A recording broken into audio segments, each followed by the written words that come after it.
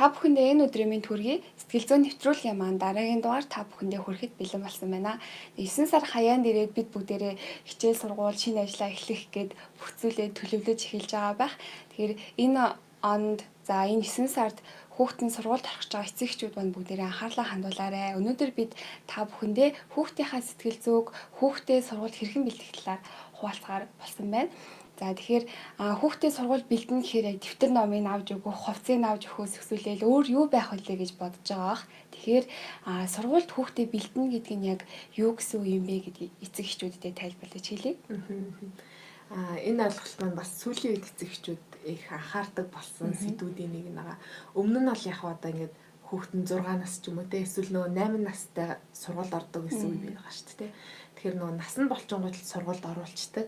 Одоо энэ хүүхд сургуульд сурахад бэлэн болчлоо гэж боддог байсан бол сүүлийн үед хүүхдийнхээ одоо оюун ухааны хувьд те таны мэдгүй хувьд мөн сэтгэл зүйн хувьд сургуульд яг бэлэн байгаа юу үгүй юу гэдэг дээр эцэгчүүд маань нэлээдгүй анхаардаг болсон байх.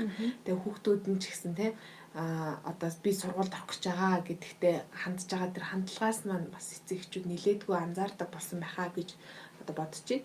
За тэгээд сургууль бэлэн байдал гэхээр одоо миний түрүүний хэлсэнчлэн хүүхэд сэтгэл санааны хувьд, оюун ухааны хувьд, бие даах одоо чадварын хувьд, харилцааны хувьд гэсэн ийм дөрвөн том хүчин зүйлээр хүүхдийн сургууль бэлэн байдлыг ер нь бол тодорхойлдог.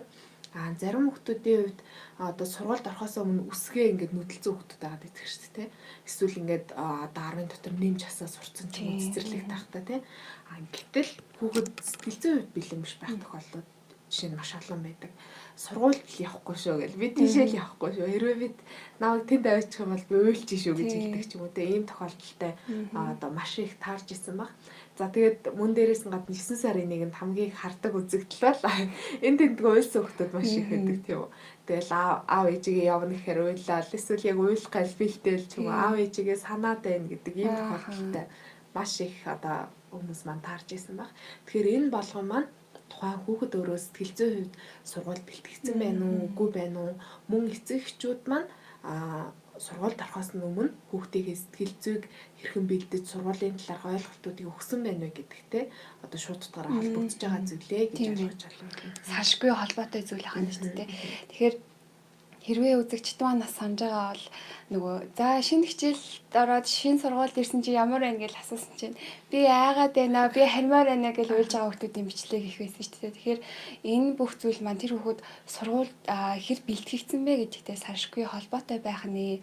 Тэгэхээр нөгөө талд яг гарын алга арт тал шиг сургууль бэлэн байх нь нөгөө талаараа ингээ хүүхэд төгшөөргүй байх магадгүй одоо тэр шинэ орчинд насан зохицоод эерэг нөлөөтэй байдаг бол нөгөө талаас нь нэг сөрөг талууд бас байгаа байх. Тэгэхээр энэ талаар нь үзэгчтэй хуваалцвал. Мэдээж сургуульд хүүхэд бэлтгэгдээгүй байна гэдэг маань тасан зохицлын хувьд асуудал байгаа гэдгийг одоо илэрхийлж байна шүү дээ тийм ээ. Тэгээ дээрэс нь бас хүүхдэд төгшөөр байгааг энийг илэрхийл. Одоо ингээд 9 сарын 1-нд жишээ нь дийлэгтэй нөгөө одоо тохиолддог тэрхүү жишээнүүдээр л тулгуурлаад ярих нь илүү хэцүүтэй болов гэж бодож байна. Одоо жишээ нь миний хувьд бол ингэдэг байсан. Одоо 1-р ангид орж исэн ч юм уу эсвэл яг 9 сарын 1 болгон ерөөсөө ингэ нөгөө оюун санаанаас ингэ мартагддаггүй тийм үед байдаг. Яг хөө харьцангуй ингээд би одоо цэцэрлэгтээ явах гэж юм. Эсвэл би 1-р ангид сургуульд орох гэж юм гэдгээ бол мэдчихсэн гэдэг аюулсаа санаад байгаа. Гэхдээ яг 9 сарын 1 болоод ирэхээр ингээл би рүү юм ингээ хатгаад байгаа юм шиг мэдрэмжүүд аюул их төрдөг гэсэн байхгүй. Тэгээ одоо тэрүүнийг ингээ бодохоор надад тухайн үед хүүхдэд ингээ стресс үүсэж байгааг л нэг хэлбэр байсан байна. Төвшөөрлээд.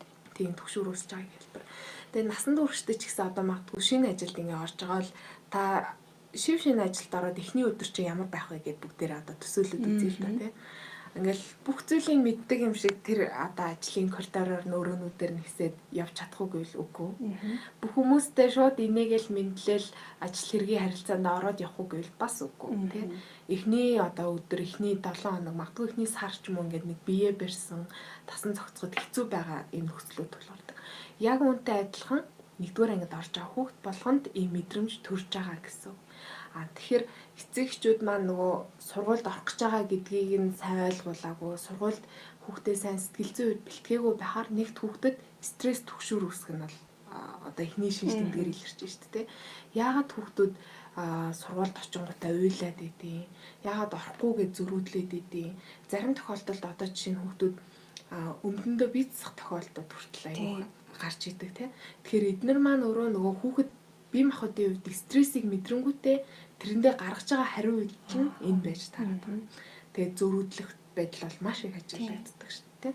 Тэгэхэд харьцангуй нөгөө магадгүй сургууль бэлтгэх ийм нөгөө сургалтанд явж исэн ч юм уу эсвэл эцэг эхийн сайн тэр үнийг ойлголцсон хүмүүсийн хувьд бол нөгөө сургууль дээр очиод үлдэхдээ зүгээр үлддэг, ирээд авангууд авьяаш тийг зүгээр мэдлээл ингээл явдаг шүү дээ.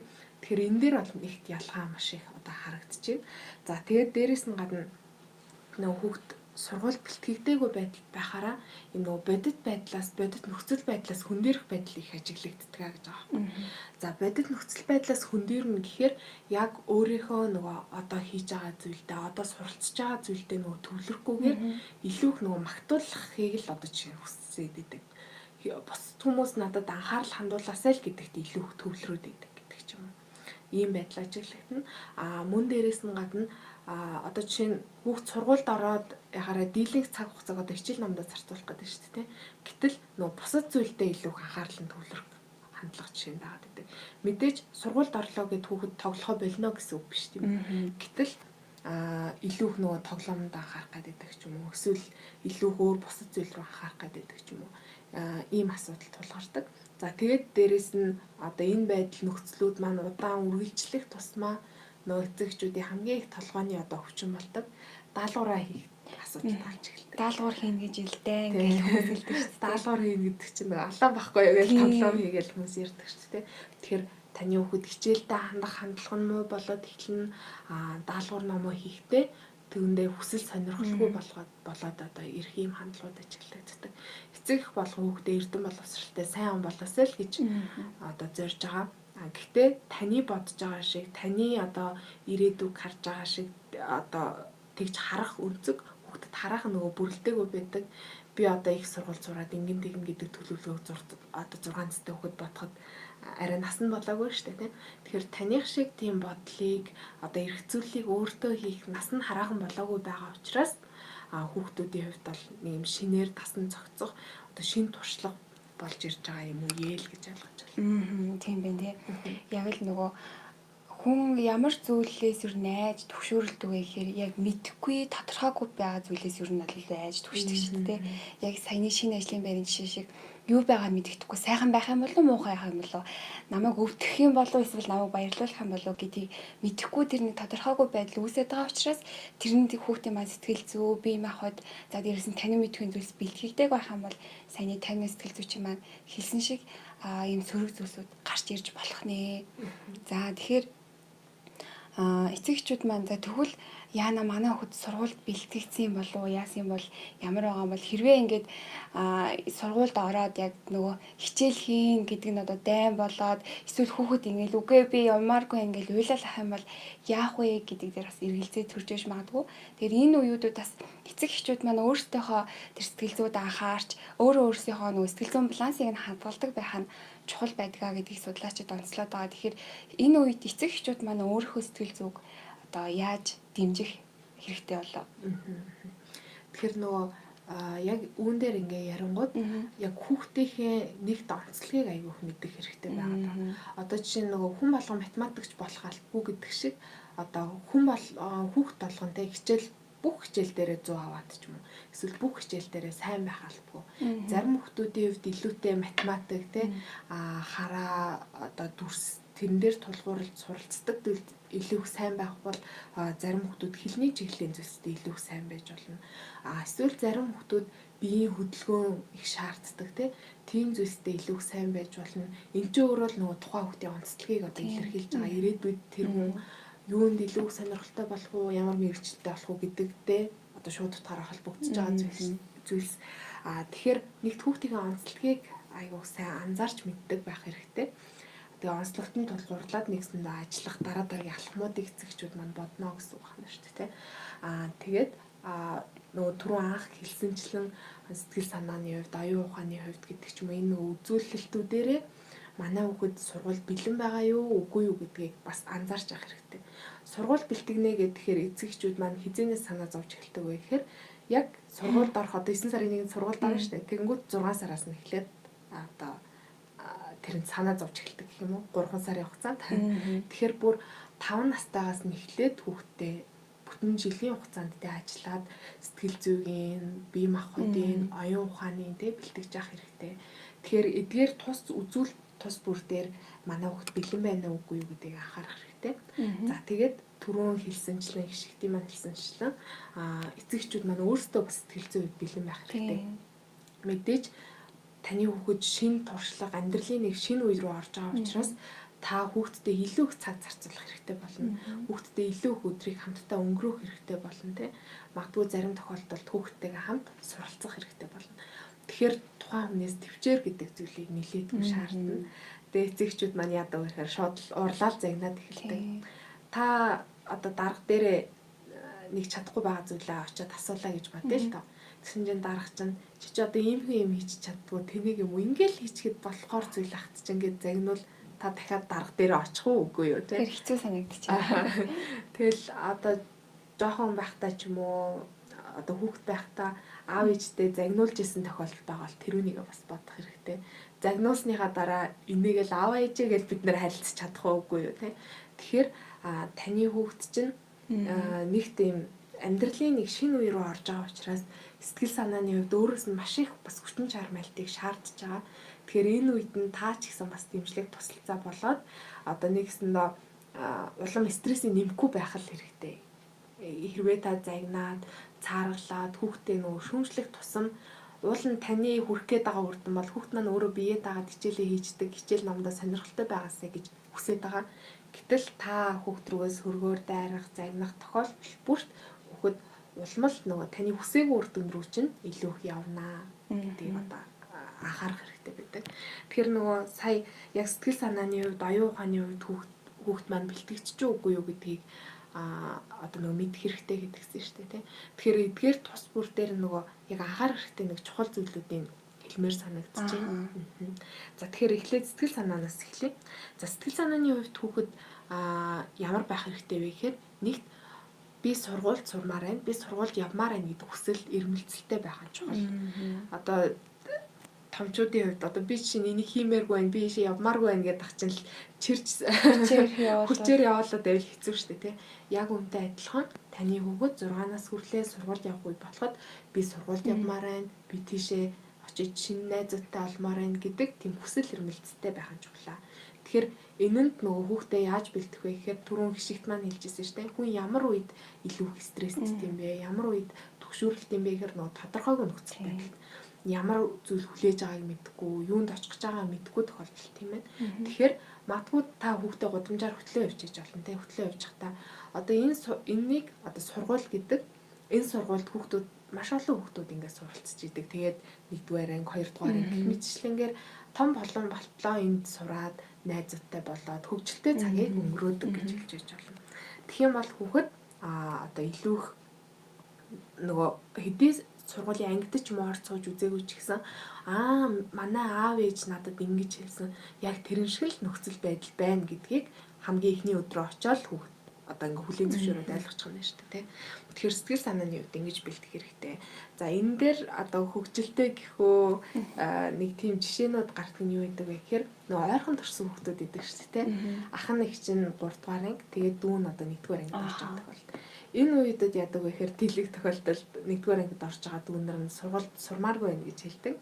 Яагаад ингэж хэлдэг вэ гэд одоо сайхан ажиллаж исэн хүүхдийн жишээн дээрээс ч юм уу ингээ аваад үзэнгүүт нөө ахын нэг чинь даалгавар хийлгэж чад аав ээж нэг загнав юм л та. Чи яасан усан толгойтой ийм юмыг ойлгочихгүй. Ингээд сургуулиас гаргачих шүү гэдэг үгийг одоо чинь аав ээж аягүй хэлдэг шээ. Тэгээ сургууль сурахгүй ингээд байж ахгүй гэдэг ч юм.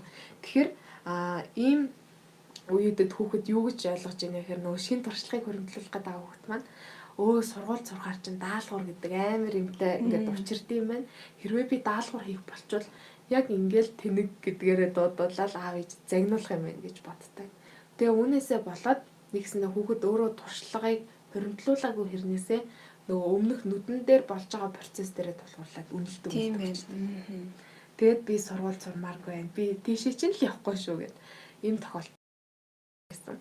Тэгээд дээрэс нь гадна та хүүхдийн алдаа дутагдал дээр хит их шүмжилдэг бол хүүхэд сэтгэл санааны хувьд сургууль бэлтгэдэггүй тохиолдол их байдаг. Сургуульд орохороо би тэгээд алдчихвал яах юм? Би ингээд буруу биччихвал яах юм? Магадгүй буруу уншчихвал яах юм гэдэг ч юм уу. Тэгэхээр иймэрхүү алдаа дутагдал байгаа бол магадгүй анзаарч байгаа үзүүл байгаа бол сэтгэл санааныхын хувьд ингэж бэлтгэх нь их чухал юм аа. Энэ бол бас бүр маш том ингээд үзүүлэлт болж идэг. Сургууль бэлтгэх. За дараагийнх нь оюун ухааны хувьд гэж байгаа. За мэдээч хүүхэд нөгөө нэг 4 нас тэдэн сар, 5 нас тэдэн сар гэдэг ч юм уу ингээд оюун ухааныхаа нөгөө насныхаа хөгжлөөр оюун ухаан бол хөгжөөд явна.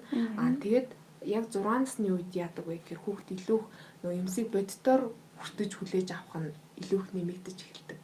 Одоо боддоор их баг одоо 2 савта ундаа байлаа гэхэд энэ нь бага юм байна, энэ нь их юм байна гэдгийг одоо нүдэрээ ингэж харж боддоор хүлээж авах чадвар нэмэгддэг. Тэгээ мөн дээрээс нь гадна яг энэ насны хүүхдүүдийн суралцах одоо гол хөшүүрэг нь юу байдаг вэ? Хараагаараа юмсыг дүрсээр юмыг харж илүү ойлгож идэг. Яагаад бага ангиудад жишээ нь ингээд дүрсэн дотор тоог нь хийцэн байгаад идэг. Цэцэг янз бүрийн амтан дээр ч юм уу тийм тоо юм ингээд хийцэн байгаад идэг гэдэг нь хүүхдийн хараан дээр нь илүү тулгуурлаж ажилладаг юм байна. Ийм одоо арга хэрэгслийг багш нар маань их хэрэгэлдэг. За тэгээд цэцэрлэгт байхад одоо жишээ нь багш нар үлгэр их ярих даалгавар өгдөг шүү дээ тийм. Энэ маань хүүхдийн нөгөө нэг ярианы чадварын үгийг нь баялагийг нэмэгдүүлэх гээд мөн хэл ярианы нөгөө зөв дуудлагыг зөвшөөрөх гэж ийм зүйлсийг аягүй хийдэг. Мөн дээрээс нь гадна нөгөө зохион бодох одоо задлан шинжлэх тэрхүү чадваруудыг хөгжүүлж идэг учраас үлгэр дээр бас хүүхдээ их ажиллуулах хэрэгтэй. Орой унтахт нь үлгэр уншиж өглөө, маргааш өглөө ч юм уу өдөр нь тухайн үлгэрээ хүүхдээрээ яриулдаг ч юм уу тийм. Тэгэхээр эдгээр дадал чадварууд таны хүүхдэд бас байна уу? Байхгүй байвал бас юун дээр илүү анхаарах хэрэгтэй вэ гэдгээ эндээс анзаарах хэрэгтэй гэж одоо бодож байна. За тэгээ мөн гадаадын бас орнуудын туршлага дээрээс ингээ харахаар нөгөө яралтай тусламжийн утсууд байдаг штэ тий. Энүүнийг мэддэг байх нь нөгөө оюун ухааны үзүүлэлтэд бас ордог юм билээ. Одоо магадгүй гал гарлаа гэхэд одоо ямар нэг эмнэлгийн тусламж хэрэгтэй боллоо гэхэд эсвэл хэн нэгэн гудамжинд явж байхад нь одоо дээрлэхлээ ч юм уу тий. Ямар нэгэн эрхэнд нь халдлаа гэхэд би хаашаа залах хэрэгтэй юм бэ. Тэгэхээр цагдаагийн дугаар, эмнэлгийн дугаар тусламжийн дугаар тий. Тэгээ бас одоо хүүхдийн тусламжийн явц 108 гэдэг ч юм уу тий. Ийм нөгөө яаралтай үед өөрт нь хэрэгтэй байх дугааруудыг аягүй сайн цээжлүүлж чи ингүүл ийшээ залгаарай, ингүүл ийшээ залгаарай. Майхан монголчууд маань нөгөө амны бэлгээс аштын бэлэг гэж ярьдаг л та. Гэхдээ эрсдлийг тооцоолж өрсөн сэргийлэх үүднээс бид нар хүүхдийн оюун ухааныг сургууль бэлтгэхт нь бас эдгээрийг анхаарч авах хэрэгтэй. Тийм ээ тий. Тэгээд сайн нөгөө 50-ны сэтгэл зүйчин маань хэлсэн шиг хүүхдтэй ингээд төсөөллийг бий болгох нь шүү дээ. Сургууль гэдэг чинь юм байгаамаа. Чи одоо шинэ танил гоё найзуудтай болно. За тэгээд энд үсэг бичиг мэднэ, тоо сурна гэж ингэж тайлбарлаж хэлж төсөөллийг нь бий болгох нь чухал байдаг. Тэгээ энэ дээр нэг анхаарах зүйл нь магадгүй эцэгчүүдийн маань хувьд сурвалж ясна үнэхээр гоё юм байхгүй юу? Стай гоё чи ингээл гоё үсэг сураал ингээл нэрээ бичиж чаддаг болно. Гоё штэ шинэ найзуудтай болно гэл аюу юм өндөр төсөөллийг бий болгочих юм бол хүүхэд яг л тэгж төсөөлөх юм байна л да. Сургуулиастай гоё гэсэн ингээл баярлал очингууд тийм. Тэгсэн чинь тэр нөгөө өндөр хүлээлтэнд хүрэхгүй болоод ирэх юм бол бас нөгөө хүүхдийн сэтгэл зүйн байдал нөлөөлдгөө гэдгийг бас сэтгэл зүйчид маань хэлжсэн. Тэгэхээр эцэгчүүд та бүхэн одоо хүүхдтэй тэрхүү төсөөллийг бий болгохдоо илүү нөгөө бодит төсөөллийг бий болгох нь чухал юм шиг байгаа. Тэгээд бодит гэдэг маань таны нөгөө нэг өөрийн чинь нөгөө үнэлэмж орохгүй байхыг хэлж байгаа. Та өөрөө сургуулийг юу гэж боддгийм бэ? Эсвэл нэг багшийг та юу гэж боддгийг гэдэг сайн муу ч юм уу тэр дүгнэлтүүд орохгүйгээр яг бодит нөхцөл байдал юу вэ гэдгийг хүүхдтэй тайлбарлаж хэлэх нь хамгийн чухал байхаа. За тэгэхээр сая маань хүүхдтэй хэрхэн яаж анхаарах вэ гэдэг талаар ярьсан шүү дээ. Тэгэхээр одоо илүү эцэгчүүдэд зориулаад тэгвэл хүүхдийнхаа тэр нөгөө сургууль бэлэн байдлыг яаж дэмжих вэ гэдэг тийм аргуудын талаар хуваалцвал. Тий. За тэгээд яг ингээд сонсохоор эцэгчүүд маань юу л байгаа хэл та дийлэнхтэй одоо хүүхдэн сургуулиас айгаад идэх ч юм уу тийм эцэгчүүд маань их сонсож байгаа. Тэгэхээр хамгийн гол нь нөгөө нэг энэ дээр эцэгчүүд юу гэж хүүхдэд ханддаг гэхээр сургуулиас юунаас нэ айх юм байхгүй штэ гэж хэлдэг. Гэтэл таны хүүхэд юунаас айгаад байгааг та мэдж байгаа юу үгүй юу гэдэгтэй нэгт анхаарах хэрэгтэй. Юунаас яагаад байгаа вэ гэхээр магадгүй хүүхд чинь ганцаараа сургууль руугаа явна гэж төсөөлөөд ганцаараа явна гэдгээс яагаад гэж болно. Эсвэл нэг багш танихгүй багш орж ирээд загнана гэдгээс яагаад гэж болно. Эсвэл ангийнхаа одоо бусад хүүхдүүд нь дандаа шинэ хүүхдүүд байна. Тэгээ энэ шинэ хүүхдүүдтэй яаж харилцахаа мэдэхгүй байгаагаас жишээ нь яагаад гэж болно тийм үү. Эсвэл одоо хөгжилтэй жишээ авах юм бол өснө гэдгээс яагаад гэж болно. Тэгэхээр энэ мэтчил нөгөө хүүхдүүдийн айх айдас нь харилцан адилгүй нөгөө өөр байгаа учраас яг миний хүү миний охин те юунаас айгаад байгаа. За хоёулаа нэг хөгжилтэй зураг зураад үзье. Нэг зураг зураад үзье те. Чи энэ дээр өөрийнхөө бодлоор сургууль гэж юуг төсөөлж ин те юу бодож ин энэ дээр зурчих. Аав нээж энэ цаасан дээр зурчих. Тэгээ хоёулаа зөвхөн хамтдаа ярилцъя гэдэг ч юм уу те. Тэгээд ярилцж явах явцдаа таны хүүхд юунаас айгаад байгаа. Эсвэл юунд илүү бэлтгэлгүй байгаад байгаа, төсөөлж чадахгүй байгаа гэдгийг нэгт анзаарч авах хэрэгтэй. Тэгэхээр одоо хамгийн ихний дасгал бол энэ ахна шүү дээ тийм ээ.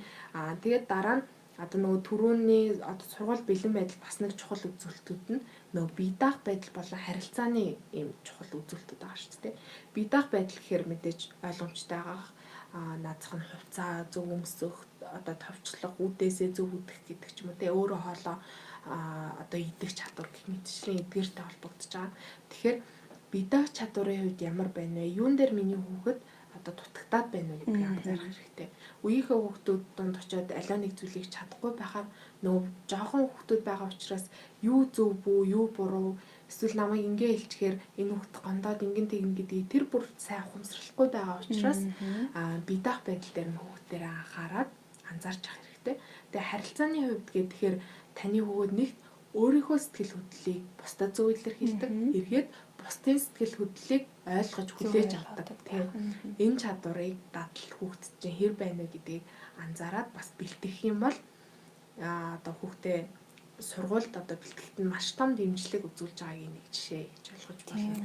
Тэгээд дараагийнх нь бол сэтгэл хөдлөл. Одоо өмнөх битэр нэвтрүүлэг дээр ч гэсэн ярьж ирсэн шүү дээ. Сэтгэл хөдлөл бол халдварлалтгаа гэдэг. Тэгэхээр ялангуяа ээж хүний сэтгэл санааны байдал ямар байх вэ гэдгээс хамаарат хүүхдийн сэтгэл санааны байдал, сэтгэл хөдлөл бас тэрнээс хамааралтай байдаг учраас та төгссөн, та хүүхдээ яанаа чадахгүй байхдаа миний хүүхд ингэчихвээ тэгчихвээ гэж бодох тусам нөгөө л яг бодолтой чинь адилхан хүүхд чинь тийм байгаад байна. Харин миний хүүхд чадна, миний хүүхд өнөөдөр энэ даалгавраа ингэж хийж чадна гэдэг дэмжлэгийг их өгөөд өөрөө ч гэсэн та сэтгэл санаагаа тайван байлгаж чадах юм бол хүүхд чинь таны одоо төсөөлж байгаа тэр хэмжээнд хүрч чадна гэдгийг хэлгээд байна. Тэгэхээр түрүүн одоо бас хэлсэнчлэн амьдралын нэг юм шинэ үе рүү орж байгаа. Та ч гэсэн эцэг та ч гэсэн амьдралын нэг шинэ үе рүү орж байгаа учраас энд өөрийнхөө сэтгэл зүйн хувьд одоо бэлэн байдлыг бас бэлтгээд илүү их тайван мэдээж одоо уур хүргмээр төвчээр барагдмаар нөхцлүүд болох нь тодорхой байгаад байна шүү дээ тийм. Тань шиг одоо том хүмүүс А усгийг ингээл гэл спортон бичдэг бол хүүхд тэр А усгийг бичгийн тулд нэгэн А усг дээр 5-аас дээш секунд магадгүй 10 секунд зарцуулж болох байхгүй юу. Тэгэхээр мэдээж хүүхдийн чинь хурдын хувьд удаан байна, ойлгож хүлээж авах байдлын хувьд удаан байгаа гэдгийг нэгэнт мэдж байгаа учраас энэ дайл болох тайван хандах хэрэгтэй. Магадгүй өөр яарч сандарсан ажилтайгаа зэрэгцүүлж хүүхдийнхээ даалгаврыг хийлгэхгүй байх ч юм уу тийм. Энэ цагийн зохицуултыг ч гэсэн их сайн анхаарч авах хэрэгтэй гэдгийг зөвлөмөөрэй. Тэгэхээр эцэг эхчүүд маань өөрсдөө бас сургуульд өөрсдөө сэтгэл зүг бэлтгэх нь чухал байх нэ. Магадгүй өөртөө стресс менежмент хийх гэдэг алхмуудыг хийх нь айгүй чухал ах. Тэгээд за би яах вэ? Хүүхэд маань л ингээд хичээлээ хийж ивэл би яах вэ? Хүүхэд маань сургуульд дуртай болж байвал гэж зарим эхчүүд одоо эцэг эхчүүд нэлээд бодох гад шиг байдаг. Тэгэхээр саяны 50-аас сэтгэл зүйчийн хэлсэн шиг сэтгэл хөдлөл халдварладаг. Тэгээ ээж аавын сэтгэл зүй ямар байна тэр манаас хүүхэд ямар байх вэ гэдэгтэй салшгүй холбоотой учраас эцэг эхчүүд та бүхэн манаас өөрсдөө анхаарлаа хандуулаарай гэдгийг зөвлөх байна. За тэгээ дээрэс нь нөгөө харилцаатай холбоотой зүйлийг нэмэдлэхэд нөгөө хүүхэд ингээд бицмар байсан хэрнээ хэлж чадахгүй багш загнах юм болов эсвэл найзууд шоолох юм болов гэдгээс болоод бизнес гадаагаа хэлж чадахгүйгээр өмдөндөө бизнес тохиолдож гисэн байдаг. Тэгэхээр энэ бүх зүйл бэлтэн гэдэг манаас нөгөө харилцааны чадварт сургах, яаж хэлэх үү, багш нь яг загнах юм уугүй юм уу гэдгийг бас тодорхой болгож өгөх нь хүүхдүүдийн маань хувьд илүү чухал байдаг байх нэ. За тэгээд хоёлаа энэ удаагийнхаа дугаарыг өндөрлөөд эцэг эхчүүдтэй болон сонсогчдоо зориулаад дүгнэлтээ хийгээд дуусгая. За тэгэхээр саяны нөгөө хэлсэн жишээнүүд дээр ч юм уу те саяны хэлсэн ийм зүйлс гэдэг дээр тулгуурлаад эцэгчүүд маань бас өөрийнхөө хүүхдийг манай хүүхд энэ дээр болоод байгаа юм болохгүй байгаа юм байна гэдгээ нилээдгүй анзаарч байгаах гэж бодож байна. Тэгэхээр нөгөө сөрөг сэтгэл хөдлөл сөрөг зүйлс байх тусмаа хүүхдийн чинь нөгөө ирээдүйн амжилтанд сурлагын амжилтанд өөрөө нөлөөлөд байгаа учраас энэ дээр хамгийн их анхаарч авах хэрэгтэй. Хүн том болсны дараа мэдээж сайхан дурсамжууд баяр тэмдэглэж авах үеийн ч юм уу те ийм сайхан дурсамжууд хүнд үлдэнэ. Гэхдээ энэс илүүтэй сөрөг дурсамжууд хүнд илүү их нөгөө мартагдахгүйгээр үлдэх хандлага маш их байгаад байдаг. Тэгэхээр энэ цаг үе чинь амьдралын нэг шинэ үе гэдэг түрүүнээс нэлээд хэлжтэй. Ийм шинэ үе байгаа учраас та энэ үеийн хүүхдтэй сайхан дурсамж болгож үлдээмээр ээ нү сөрөг дурсамж болгож үлдээмээр ээ нү гэдэг маань эцэг гэр бүлийн оролцооноос нэлээдгүй юм хамааралтай зүйл шүү гэдгийг одоо хамгийн чухал анхаарч авах хэрэгтэй гэдэг зүйлийг хэлмээр байна. За тэгээд түрүүн хэлсэн дасгалуудын дагуу хүүхдтэйгээ ажиллаж үзээд үнэхээр та ямар нэгэн арга хэмжээ авах ч юм уу ямар нэгэн дасгал юм ажиллуулахад хүүхдтэйгээ ажиллаж чадахгүй байгаад байх юм бол мэргэжлийн хүмүүст хандах нь зөвөө. Яг энэ сургууль бэлэн байдлаар ажилладаг маш олон сэтгэл зүйчд байгаа, хүүхдийн сэтгэл зүйчд байгаа тийм. Тэгэхээр сэтгэл зүйн төвүүдэд хандаад би хүүхдтэйгээ ажиллахдаа юун дээр анхаарах хэрэгтэй вэ? Эсвэл магадгүй одоо онцгой хөгжилтэй хүүхэд байгаад ч юм уу эцэгчүүдэд ямар нэгэн шинж тэмдэг ажиглагдаж болно тийм үү. Тэгэхээр цаг алдалгүй мэргэжлийн сэтгэл зүйчдэд хандаад зөвлөгөө мэдээлэл аваад ингэх юм бол буруу нэг алхам хийхээс чинь урьдчилан сэргийлж байгаа гэдгийг одоо анхаарч авах хэрэгтэй. Тэгээ хүний амьдралд нөгөө 3 насны хямрал, 6 нас, 9 насны хямрал гэдэг ийм хямралууд байдаг гэдгийг одоо эцэгчүүд маань өмнө нь сонсч ирсэн байх. Тэгэхээр 6 наснд ийм хямралын үе байгаа, дээрээс нь амьдралын нэг том алхмын үе байгаад байна. Тэгэхээр энэ маш том юм өөрчлөлт явагдаж байгаа учраас аль болох хүүхдтэйгээ зөөлөн, дулаан харилцаа, ээж нь аав нь чамайг ойлгож гин, чамд ч гэсэн юм хэцүү санагдаж байгааг ойлгож гин. Гэхдээ бүгдээрээ хамтдаа ингээд уншаад сурыг, бүгдээрээ хамтдаа ингээд тоогоо мэддэг болчих, нэмж асуу сурчээ гэд. Тэгээ амьдралын өдөр тутмын ингээд нөгөө одоо үйл ажиллагаануудтайгаа энийг холбоод ингээд байх хэрэгтэй. Манай доотлын дэлгүүрийн нэрийг юу гэдэг үлээ аав чинь мартчихад ах юм. Чи нэг очиод уншаад таа гэдэг ч юм. Эсвэл алин мэдгээд ч юм ингээд байж л гэхэд за байж одоо бүгдээрээ чинь гэртээ дөрвөл хагамжийн алимыг дөрвөл хойдоо яаж зүсвэл дөрөв хойж болох уу гэдэг ч юм уу те. Эсвэл 2 халбаг аваад дэр 5 халбаг аваад дэр гэдэг ч юм те. Энэ өдөр тутмын одоо амьдралын хэмнэлтэйгээ тулгуурлаад хүүхдийг залхаагүйгээр суралцуулах нь бас хамгийн чухал байдаг шүү гэдгийг эцэгчүүдэд хэлмээр байна. Тэгээ мэдээж эцэг их болгон хамгийн сайнараа хичээж байгаа. Хүүхдүүд ч бас хамгийн сайнараа хичээж байгаа.